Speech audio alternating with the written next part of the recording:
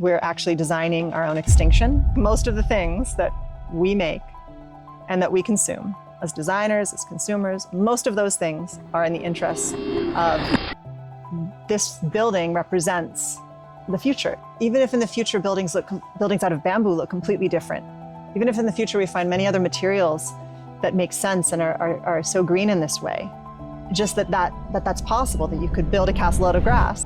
Also, we were raised with a sense of like, we could make a difference. We could have an idea and make it. Yeah. We could do something differently than other people. Yeah. Dad said, we're gonna build the school out of entirely bamboo. If it's called green school, it can't use any materials that aren't green. Yeah. It's like being inspired by the land is one level of it, but the other is like, what feels like it belongs here? What can fit in a way that makes it comfortable and delightful for people to be there. We need to be protected, and we need to have a sense of joy with what we look at. Yeah. Sometimes I'm like, could we just figure out the way people normally do this? It would be so much easier. What can I do here in this spot that I have the privilege and opportunity to do something on that brings some sense of hope and possibility and delight? Welcome to For People, for Earth, for Us, the podcast, where we talk about the human story, the world around us, and the choices that connect them. Today, I'm joined by Elora Hardy. Thank you for being with us. We're going to talk about what if you have never seen a bedroom before? What would you imagine it to look like? So we're going to talk about bamboo and how it has changed the way that we build and we see our future. So Elora, you left your career in New York fashion industry. At a time, many people would consider that like a dream life. Why did you decide to come back? I really missed Bali. I always would save up my 2 weeks a year of vacation time to come here. And I had realized as a little kid that it was just normal here to be able to have an idea and then Make it happen. Yeah. I think our parents are doing that, right? They would have their dream house and then they would build it. Yeah. We had that little bamboo structure in the garden which used to play it with. Yeah, if you wanted a jungle gym, you'd harvest whatever was growing nearby and build it. If you wanted a costume, you would go to the tailor, who was usually making traditional clothes, but you would explain the fairy princess costume. Yeah, and I remember you had that draw really it. beautiful fairy princess costume. Oh, I had so many. Yeah. Yeah, it was magical actually growing up here, I would say. And I remember, we'd have so many costume parties actually. Well, I particularly always did costume parties. That was my excuse to have costumes, not just on Halloween, but also for every birthday. So what changed since you started building and designing houses, you think? I mean, in some ways, it's the continuity of the core of what you're looking for that shows up in each thing that you do and drives you toward things, even if they feel disparate. And then I guess on the other hand, it's just completely different. Yeah. It's completely different being a junior employee in a company in a big city compared to like running your own team and being accountable to clients and everything. It's like just completely different realities. When you look at your life, like when you were working in New York and then now you fast forward to Bali, running your own teams, like what was different? Like what changed you and what did you learn? The thing that was missing for me in the work I was doing was a sense of like long-term like meaning and purpose. It was fun and creative being in the fashion industry. Yeah. And at first I was looking for a sustainable way to be in fashion, but I couldn't find a job in a company that did that. There were so few at the time. Yeah.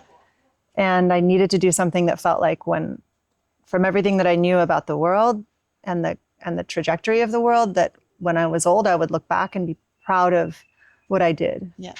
In making some way like toward a positive future, because so many things would point toward there being just more challenges and scarcity and restriction and restraint in the future. So you talk about sustainability. I think at the time it wasn't really a trendy thing. So why was it something that was so predominant in your life? Because back then we didn't really know much about it, right? I mean, conversations about being green did start in the 70s, right? Yeah. And our parents were part of that. Yeah, but they were so far and few between, right? Yeah, but we were here and we were so immersed in green, so we saw the value of it and the beauty of the natural world was just something that I both took for granted and also just loved the most. And then, so I mean, I read 50 Things a Kid Can Do to Save the Earth when I was little. That was one of the books that I really remember from my childhood, these little things you could do. Also, we were raised with a sense of like, we could make a difference. We could have an idea and make it. Yep. We could do something differently than other people. Yep. Like that was kind of taken for granted. Yeah. So even when I went off and like, I was really interested in being in a city. I really wanted to work on a job in a city. I really wanted to see the big wide world. And I was intrigued by that. But ultimately, like, things would keep popping up. I mean, Al Gore, Inconvenient Truth, of course. And then I read a book called Cradle to Cradle and watched a documentary called Cradle to Cradle by William McDonough. Yep. And that really pivoted me. I was like, I can't just do whatever's creative and fun. I can't just do whatever would earn me some sort of great job and prestige and living. In parallel, it has to be something that makes sense for continuing to have a beautiful world. Yeah. And continuing for people to be able to enjoy that world. The world's going to go on and do whatever nature evolves into being with whatever degree of life that can support. But there's a very small way of the world being that makes it possible for us to breathe and bathe. Yeah, it's true. So is this like your pivotal moment where you decided I'm going to come to Bali and make a difference? Well, I spent a few years just being really, really upset with my job and with my fear and with my confusion about what to do next and where to go and how to find. It was existential, like how to find meaning. It was basic. It was like how to make that into a living. And finally, I realized that these things were already happening here. Yeah. My dad and stepmom had just founded Green School. They were suddenly building like castles out of grass in those classrooms. I was like, this is like too obvious. Yeah. It's like, it's too obvious. Like I shouldn't just come home to my parents. Like I should keep being a city girl or keep like finding a job. But it was just too clear that like what they were doing was so aligned with. Yeah. Can you tell me, like, at the time, what was your dad doing? Because bamboo buildings didn't exist the way they exist now, right? He basically pioneered that. I mean, this was the first multi-story curving, this one that we're standing in, our studio, IBUKU studio. We call it Aldo's Kitchen because the creative director at the time when Green School was designed, his name was Aldo Landwehr. And he was a brilliant guy. And my dad paired him up with a bunch of really skilled carpenters and craftsmen who weren't particularly doing much in bamboo, more in wood. But together with Jorg Stam, who came from South America, and a few other key people, like they just came together and said, Dad said, we're going to build the school out of entirely bamboo. Okay. Yeah, he said, it's a very bold statement. He said, if it's called Green School, it can't use any materials that aren't green. Yeah. And then he was like, reclaimed wood. He loves wood. Yes. But then he could just use up all the reclaimed wood, all the jugglers he could find and build a school and it would have been okay. But it wouldn't have spoken to the future of what green can be in the future because there's not enough reclaimed wood in the world to base like a whole dream on. Yes. So he based the dream on bamboo and he took the stand with my stepmom that the kids would walk through the campus and be like, this building represents the future. Even if in the future buildings out of bamboo look completely different, even if in the future we find many other materials that make sense and are so green in this way, but just that's possible, that you could build a castle out of grass. Yes. So why did your dad choose, I mean, you talk about reclaimed timber, but why did your dad say, aha, bamboo is the one, I'm going to use this? It's just like so extremely green. It grows in 3 to 4 years. Wow, that's so fast. It grows like on steep land, on the edge of a river. As long as there's a bit of water in the tropics, it grows in so many places on land that's not useful for much else. Okay. It can even... So it's like a weed, right? It just can go It's anywhere. a wild grass. It's literally wild grass. So it can just grow so bountifully. And the root system lives underground, but each pole that goes up is like a branch of a tree. And it's only 3 to 4 years old when it's ready to be harvested and become part of a building that can then last decades or potentially even centuries. Wow. And Linda Garland had brought this natural salt solution to Bali, boron. It's widely used around the world now. And it was one of the early ways of turning bamboo, which otherwise would be eaten to dust. Yes, there's lots of people we knew who lived in pondoks out of bamboo and they are all gone now. Yep. They would all get eaten within a few years. The powder post beetle would eat them up. The mold would get to them. But these things had just come into play in the late 90s. So Linda had brought the treatment solution, Arif Rabik, my friend was using it. And my dad just suddenly switched gears. He'd loved wood. He said, okay, we're going to entirely use bamboo for green school. And that founded a whole movement, a whole way of building, a whole way of designing. He said, there's not going to be any right angles. He said, there's no right angles on the site. There's no right angles on any of our bodies. Why would we make right angles? Yeah. So they followed the contours of the terraces of the coconut grove where they were building the school. So they basically really followed the land, right, when they were building. And we still do that. We still focus on like it's like being inspired by the land is one level of it, but the other is like what feels like it belongs here, what can fit in a way that makes it comfortable and delightful for people to be there. We need to be protected, and we need to have a sense of joy with what we look at. Yeah. Especially for me as someone who's Canadian by ancestry, by passport even, like I feel like I belong to Bali, but I don't really belong to Bali. Every time I go to a warung or talk to anyone, they're like, where are you really from? Right? Even though I grew up here. Yeah. And spent most of your life here, more than in Canada. Yeah. Or New York. Yeah. I mean, I spent my first 14 years here entirely. Yeah. And then the most recent 14 years as well. Yeah. So I have been preoccupied with like not fitting in, but like belonging. Like what would feel right in this context? And I'm not in a position to make like traditional Balinese houses. I'm not immersed in that. I don't know it. Yeah. So just trying to listen to like what fits here on this edge of the river in this context for the way that I think people are wanting and missing and needing a way of living that can feel So when you enter a space and a piece of land that's not built on, tell us your process on how you decide what's going to be put there. And well, you notice where do you want to walk to? Where do you want to sit? Where do you want to reach out and look? Where do you want to settle in? You can feel those things. So you're using your feelings to decide. Like it's very sensory for me, yeah. Yeah.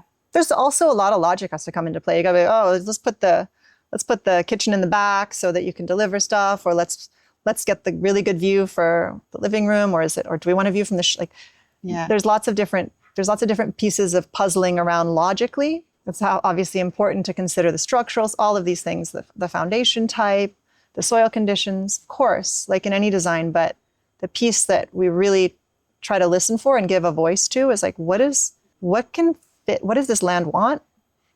Who am I to know what the land wants really? But like, what feels like it can belong here? And how do I want to be here? Yeah. And how do the people who will be here want to be here? And there's all these different people to consider. Yeah. Depending on whose project it is, who will come and visit it, who will work there, everything. Because you said something really interesting in our pre-interview. You said, if you've never stepped into a bedroom before, how would we imagine that it looks like? So basically, you're taking down all the walls. And you're like, anything is possible in this. Yeah. It's so reflexive to continue whatever you've known. Yes. Or to react and do the opposite of whatever you've been traumatized by.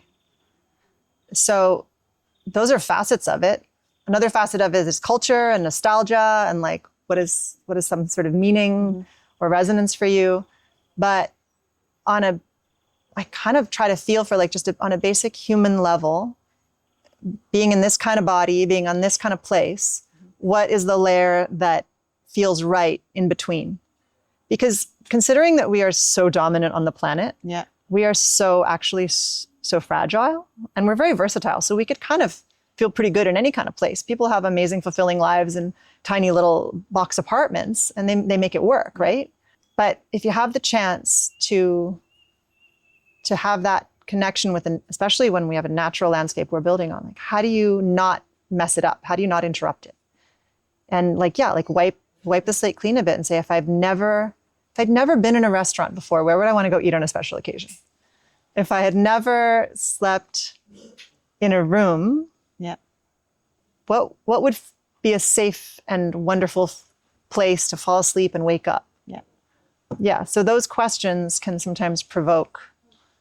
If you can quiet all the typical voices, they can provoke something that gets to something that I think is missing. Yeah. I think a lot of us are craving a sense of connection to ourselves, to each other, to the thing. It's all just nature, right? Because when we look at your designs, like that door that swings around. Yeah. That's like I don't think, unless you made it, I don't think I'd ever imagine that.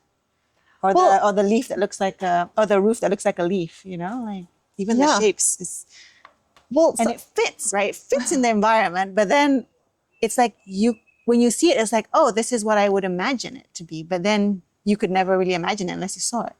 These things kind of come into being, like it's sort of, it would be easy to assume that we just drew a beautiful shape and then created the sculpture of it and fit the building under it.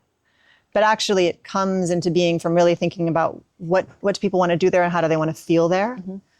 And when those two things come into place, like the materials and the shapes wrap around that. Yeah.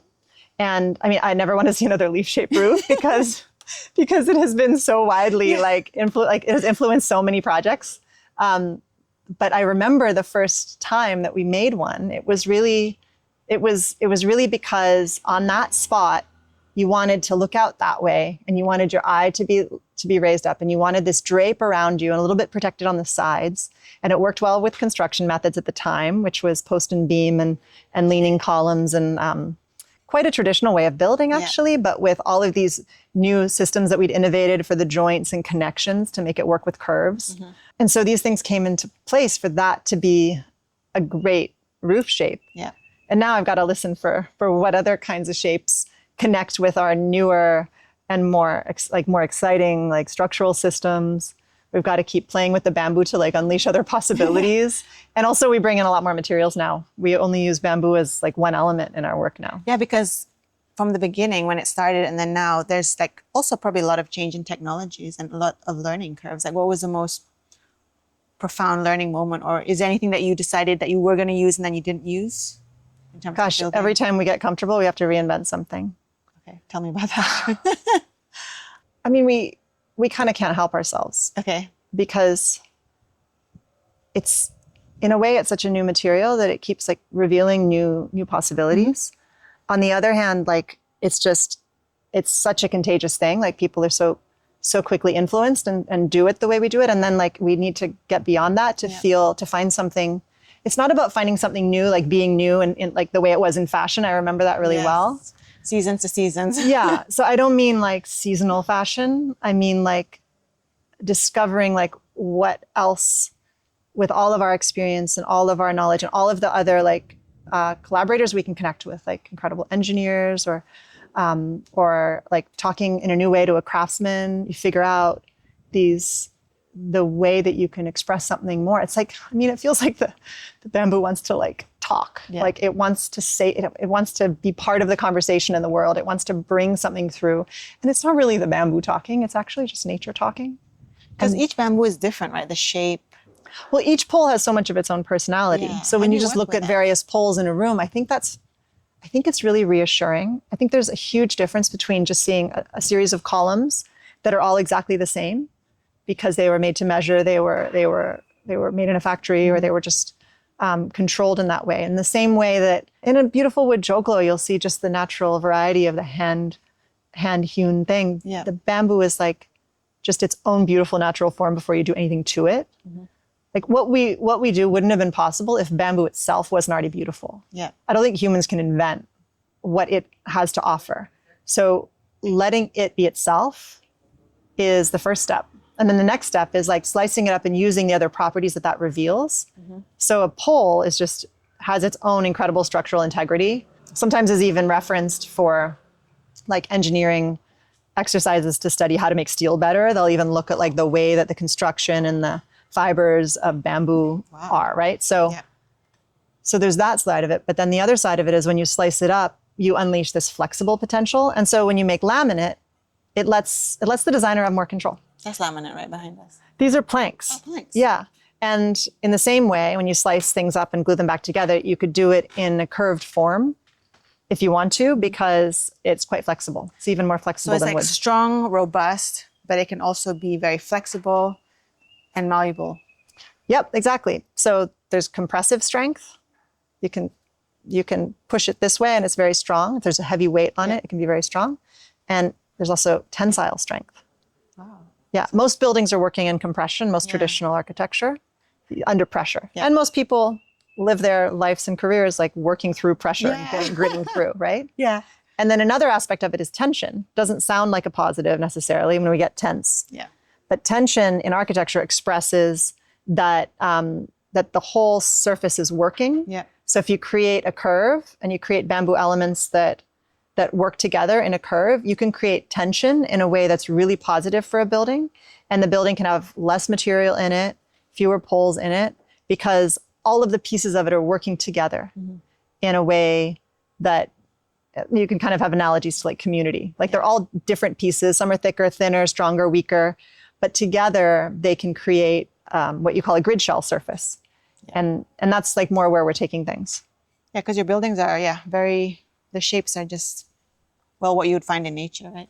Well, some of our buildings look like buildings that are at elegant angles and have some curves. And more our structures are becoming things that look like the natural world. They look like more like the way that a body is constructed, like the way a rib cage is constructed, has flexibility and strength.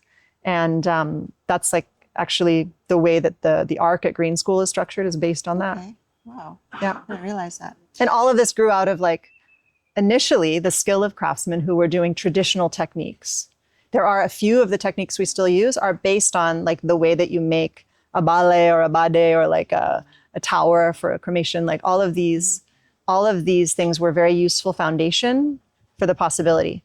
But the way that we build now uses so many new construction methods, so many new joinery methods, so many new engineering principles that we have gone from like basic bale, maybe a wantilan, to like curving structures that win engineering prizes internationally, not for being bamboo or being natural, but just because they are like change the conversation in engineering in general. And we've done that in like 15 years. Wow. So have you created like some special techniques to be able to like build with bamboo through your like R&D?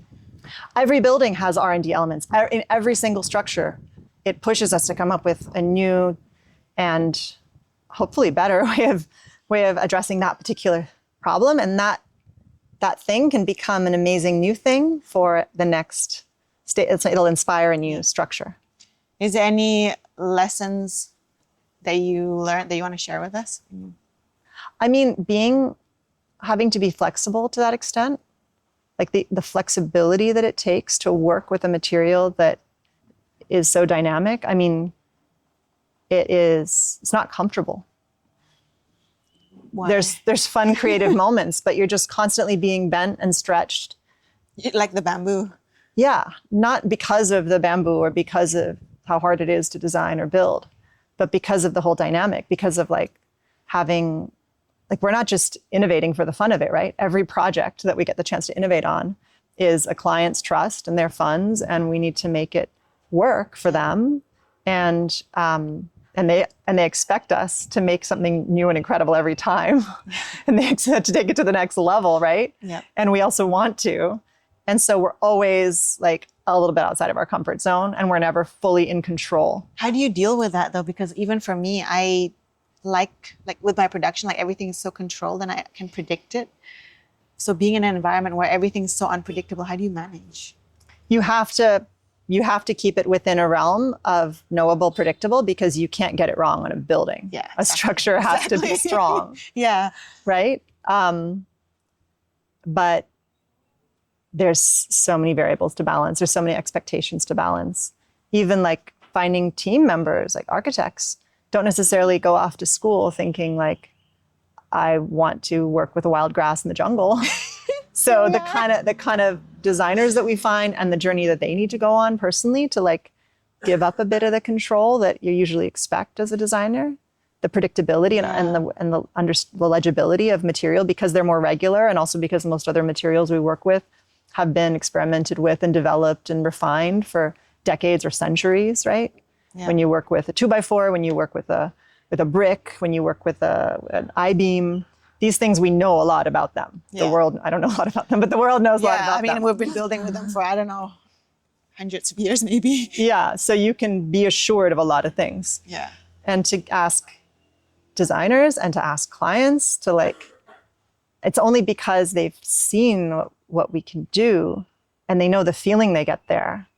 and they see the value in giving others that experience, that they can stretch outside of that comfort zone in order to try to make something that can take it to the next level. But it's very uncomfortable. It's delightful, but it's like really a stretch. But I think if you can step outside your comfort zone, you can actually create something that's unimaginable. Do you think that modern architecture is defensive in the way like it's very square? Yeah, it's defensive, it's protective.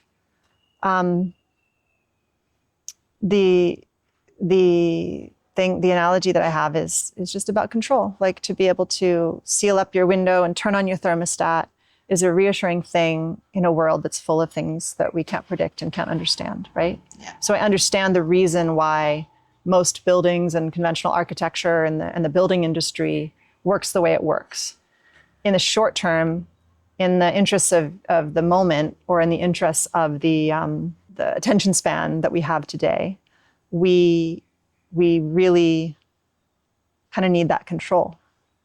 And to give up a bit of that control, to like see how does the breeze feel today when you open the window, or if you don't even have a window, or to work with the craftsman to hope that he pulls a beautiful unscratched pole to be the feature.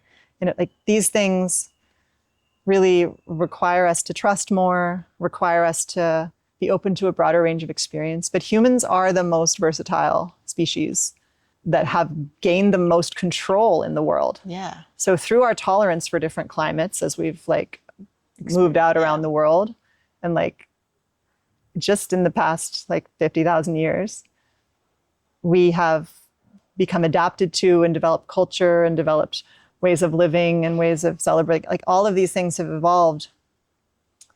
And so what are we doing right now? We're actually designing our own extinction. Yeah. Like, we're literally, like, most of the things that we make and that we consume as designers, as consumers, most of those things are in the interests of like a very short time frame of like remaining tolerable weather and water and air. Yeah. Okay. This is something that keeps me up at night, because I don't understand how we're going to continue with our system, because it's not going to give us, like, it's just, there's a limit. We're already reaching. No, and we do it in so many frivolous ways. We make so many little purchases of little things that we know are not good for our long-term health, let alone like our whole community and environment's health. And people sort of need to buy they need to feel like they can just buy the cheapest thing. Like, they have the right to afford to buy what is the most affordable. But what are we affording?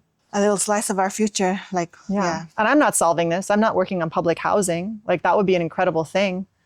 And that is happening in some parts of the world. Like, people are working with bamboo as a natural resource in that way. And I really commend that and applaud that, because we need everything to be redesigned. We need so many solutions. At IBUKU, we're working more on the realm of like inspiring and creating something that catches people's hearts. Yeah. Because the practicality hasn't been very motivating for people. But you're also changing the way people see bamboo. I mean, we have completely changed the way that people see bamboo. Because it's like, in Hong Kong, it's used as scaffolding, Not even anymore. They're phasing it out slowly. That's true. But it's like... But they had an incredible process of using it for its strengths in a way that really worked. Yeah. And so bamboo is considered this cheap building material, but you've really changed. Well, the treatment method is what made it possible to build long-lasting methods. But no one would have bothered, because it's quite hard to work with. Yeah.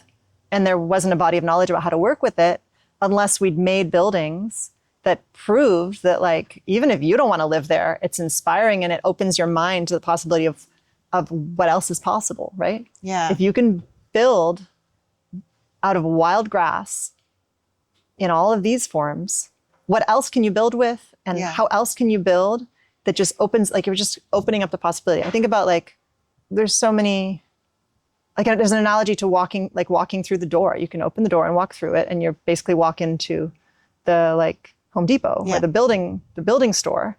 And then that's your range of palettes. If you climb out the window and into the jungle, it's a different journey, but it's a whole other range of what's possible. Yeah. So we've kind of opened all the windows and skylights, and now lots of people are climbing out and doing all kinds of wild things. Yeah. And you mentioned something that when you build something, your dad said it has to be beautiful because we're a sucker for beautiful things. Has to be beautiful. It has to be beautiful. Don't try to define what beauty is. Like, that is a complicated thing, but like, you know it when you see it and it catches your heart. Beauty, I think beauty just is love. When you look at something and you feel love for it, like, it's a beautiful thing. And so when it resonates that way, then you just have the chance to feel connected instead of boxed off and separate and isolated. So because your buildings are very connected. Like when you're stepping into your buildings, you feel like even though you're in your home, you're still in nature. Like even here now, like we're looking at this beautiful view. And even though we're inside, we still feel outside. Well, on a really basic level, if you're in a square, someone's in the corner. Yes. Someone's in the front, someone's in the back. That's so interesting. Yeah, someone's in the corner. And if there's curves, there's sort of the way that people gather. If you just gather with people, no one ever sits in rows or squares. It feels uncomfortable actually. Yeah. There's studies on kids making sandcastles, and they always go round. Really? Yeah. Not that every building should be round, but like, it's just why is every building a rectangle? Yeah, why? It doesn't have to be. I think somebody just Well, it's because of the construction materials and the systems, and the industry has developed that way. So in a lot of situations, you need to follow that. But when you have the chance, when you have the craftsman, when you have the material, when you have a bit more budget and you have the chance to break out of that mold, then you can really listen for like, what would make us more comfortable? What would make us feel more love? Yeah. So you know, like you said, it's hard. You're always outside your comfort zone. Can you tell me, is there one thing that keeps you going when you feel like you can't do this anymore? I mean, I know I feel it some days. Like I'm like, I don't want to do this anymore. Is there something that keeps you going, like a mantra or? I love designing. I love connecting these things. I love connecting what nature and people, how we can be comfortable together. And that's just an irresistible process. And I don't know how to give that up, even though all of the other responsibilities that come with having clients, having a team, having expectations, having all of this takes up the most of the time. Yeah. And it's almost unbearable sometimes, and there's all these wild cards that come out of the world, like different things happening in the world or happening in your own life that make it really hard. Yeah. I don't know. In some ways, I don't have anything left to prove because I feel really proud of having like created a whole new design industry. Yes. For a long time, I just felt this burning need. Like I felt so lucky to have grown up in Bali. Like what could I give back? Yeah. And you've given back so much. I mean, Bali's architecture landscape has changed because of the way you build. Well, I just am amazed by how much, like how many bamboo buildings there are in Bali now. Yeah. And also around the world, there's people who are working with bamboo because of what they learned at Bamboo U with us, or because of just seeing our work and being inspired. There's a sort of like bamboo movement of it, but I'm even more interested in how it changes the thinking of people working in whatever materials they're using, questioning the goodness and the type of material. Can it go back to nature? Like, what is that cycle? And how do you work with it in a way that listens to it? Yeah. So creatively, I'm more interested in how that influence is happening, because I mean, I can't see another leaf-shaped roof. And I want to see what people come up with. Yeah. I look forward to like people innovating, taking inspiration, right? And being inspired and taking it somewhere in a way that is that grows the conversation. You know, there's a growing possibility of that because it's been very lonely. Yeah. Our little team, like in the early days, like all the bamboo craftsmen that we had cultivated, like I had to get another job just to keep them busy, right? Yeah. Otherwise they'd go be satpam or something. But now look, but now they're like all over the world. Yeah. Where's your where have you done projects? Gosh, we've done projects on, I think, almost every continent. Wow. Not necessarily in bamboo. A lot of our work is with other, mostly natural materials. We're working with glulam. What's that? Well, it's wood that's sort of split and pressed together and then arranged. So instead of using like a big tree as a big log, they can take faster growing timber, slice it up, and sustainably make The glues are getting there. They're still working out different kinds of glues to press it together. So it's not as green as like raw bamboo, but it's much more relevant for the future of the world because not everyone can have a craftsman connect one natural pole to another natural pole. Okay. It takes too much individual skill for each connection, right? So to be able to have bamboo, which is in many ways more advantageous than wood, become the ingredient in glulam, then you can get boards and beams cut in regular sizes or laminate them into curves in a more industrial process. Then it's a much more scalable thing for the world. And that's great because it's replacing what would otherwise be steel, concrete, or even wood that took a few decades to grow with ingredient that only took a few years to grow. Okay, so is anything else besides glulam and bamboo that you're working with? I mean, we mix whatever materials really feel right for the project and right for the place. In South America, we used timber that had been submerged because of the building of canals. Yeah. And so we were reclaiming it. Wow. So it's an incredible natural resource that you would never dare to cut that tree down. But if it's been underwater, it actually gets stronger. So that was a really creative, but it's a very niche thing. Like it's not very scalable. And in some places we would use rammed earth or cob or steel. There's certain places where we have used steel because it makes the building possible. It makes it strong, like for typhoons in the Philippines.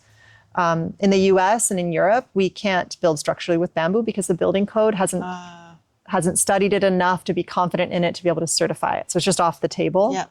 So that's where we're using more like woodlam and terracotta tiles and all kinds of, depends on the place. Okay, so you're really like pioneering not only using bamboo, but whatever is around you that's sustainable, that's different. In each place, we don't start with thinking about the material. We think about what do people want to do there and how do they want to feel there.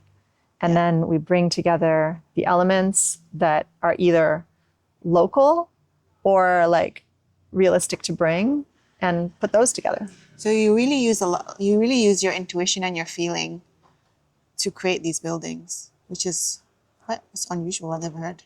Yeah, I don't know how to define intuition because I don't know that we really grasp the way our brains work and like what we're synthesizing that we aren't articulating to ourselves in the process. So I don't know where thinking stops and feeling begins or how the senses come into play, but there is just kind of a sense of how do you listen for the less obvious. Yeah. If there wasn't an already, sometimes I'm like, could we just figure out the way people normally do this? It would be so much easier. Like,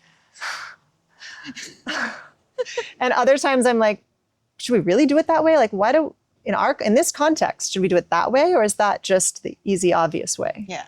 So it goes both ways. Is there any projects or works that you're doing that you're excited about? I guess I can't really name the projects that we're working on because they're not out there in the world yet, but we have some things that we've been working on for a few years now. Like we've had a few projects lately that are like several years in the making. And so I'm really impatient to get those like completed and photographed and see people living in them and like experiencing them and showing them off because they take it to the next level. On one hand, they take it to the next level in terms of bamboo artistry and quality and like techniques that we use. On the other hand, they're like mixing in other materials. Like we have a house that is got terrazzo walls and incredible kalpataru teak furniture and bamboo roofs. And the way that these things come together feels so refreshing. I'm so excited to show those. I'm excited. And we have like overseas projects that have no bamboo at all. And so it'll be wild to introduce those and be like, yes, this is IBUKU. Like our minds are always a few years ahead of whatever we can actually show of already photographed of the work that we've done. So do you ever get into a creative rut? And if you do, how do you get out of it? I just am starving for time to be in the creative space. Okay. Like I get in ruts where I'm like, I can't do another meeting that isn't about design. Okay. Right? Opposite problem. And then I'm like, I feel sometimes like I'm wasting it. Like the thing that I'm good at, the thing that I really have to offer is in like the design thinking experience, like that, like the creating space. And yet so much of the time I need to do other things that I'm less good at, less comfortable with. and just less satisfied by. So I get in ruts where I'm like, I just want everything to stop so I can just sit with my team or on my own and like work on something, like make something, create something. And then I worry that it will go away. Like if I don't cultivate it, if I don't go do the workshop and do the retreat and like take time to like, and so far it's just shouting at me. It's just clawing at me. You. It's not like washing away. It's like, stop everything else. Like this is what you have to do. But I don't know how to make things work around that in order to really do that. So it's more like, yeah, the rut is reality all day. That's an interesting problem to have. I love it, actually. So one of the things that's happening in Bali is flooding. And they're saying because of all these concrete buildings and there's just not enough green space, but we continue to build on these green spaces. How are your feelings? I mean, we're all just so selfish because everyone needs to do what they need to do on their plot or in their neighborhood. And it's understandable on a micro level. It's understandable at each compound, each project, each business project, like they need to treat their spot that way. That's the way that the whole world is set up. And it's totally contradictory to like what Bali has known for many generations before that is that we have to operate communally. Like across Indonesia, there were systems in place, like pre-colonial systems. Some of them survived colonialism. Some of them are not surviving capitalism as well. Like there's these eras of things that are challenging that, right? But there were thousands of years where we lived in a way that worked, that connected the landscape with its cultivation, with our presence, with our need for protection. And that was on a much smaller scale of like population. And I don't know how to solve those problems on an individual level. I don't know how to ask individuals to make different choices in the context of there not also being any bigger picture planning. Yeah. Like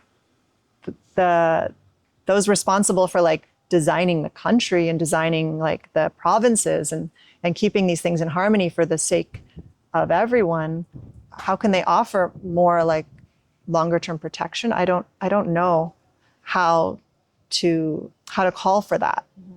And I get so sad and frustrated seeing these things, seeing the way that the natural elements are just inevitably affecting us, given the way that we've set things up. Yes. We pave over the world. Yes. So the rain will be in our way. Yes. It wasn't meaning to. It was on its way down into the soil to be able to come back up as springs. We interrupted the conversation. Yes. And now humanity is interrupting the whole conversation. Yes. So all I've been able to do is put my little blinders on and be in my little green bubble and say, like, what can I do here in this spot that I have the privilege and opportunity to do something on that brings some sense of hope and possibility and delight. Yeah, that's so powerful. Nothing that I'm doing is solving anything, but maybe by seeing that the way that we do something is possible, it can shift the way that other things happen. Yeah. I don't know if it'll be fast enough, but it's something.